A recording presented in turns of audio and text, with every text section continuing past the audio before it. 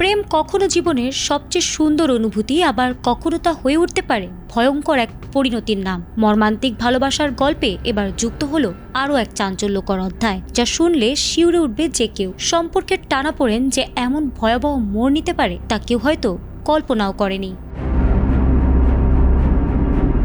মাত্র 6 মাস আগে সামাজিক যোগাযোগ মাধ্যম ইনস্টাগ্রামে পরিচয় হয় যুবক কামতা প্রসাদ সূর্যবংশী ও তরুণী রোশনি সূর্যবংশীর। শুরুতে সম্পর্ক ছিল স্বাভাবিক, কিন্তু সময়ের সঙ্গে সঙ্গে তৈরি হয় সন্দেহ আর দূরত্ব।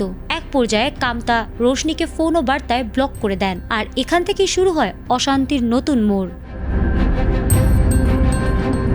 হঠাৎই একদিন রোশনি ছুরি হাতে কামতার ভাড়া বাসায় হাজির হন। তিনি কামতার ফোন দেখতে চান, কিন্তু কামতার রাজি না হওয়ায় শুরু হয় তীব্র বাকবিতণ্ডা। মুহূর্তের মধ্যে পরিস্থিতি নিয়ন্ত্রণের বাইরে চলে যায়। ধস্তাধস্তির এক পর্যায়ে রোশনি কামতার বুকে ছুরিকাঘাত করেন।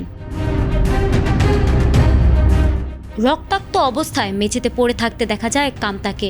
দ্রুত হাসপাতালে নেওয়া হলেও পথেই মৃত্যু হয় তার। ঘটনাটি এলাকায় সৃষ্টি করেছে ব্যাপক চাঞ্চল্য।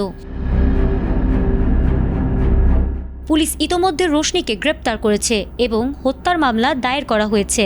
ময়নাতদন্তের জন্য মরদেহ পাঠানো হয়েছে এবং তদন্ত এখনো অব্যাহত রয়েছে বলে জানিয়েছে পুলিশ। প্রেমের গল্প যেমন ভয়াবহ পরিণতি ডেকে আনতে পারে, তা আবারও প্রমাণ হলো ভারতের ছত্তিশগড়ের বিলাসপুরের এই মর্মান্তিক ঘটনায়। ভারতে ঘটে যাওয়া এই হত্যাকাণ্ড এখন আলোচনার কেন্দ্রবিন্দু।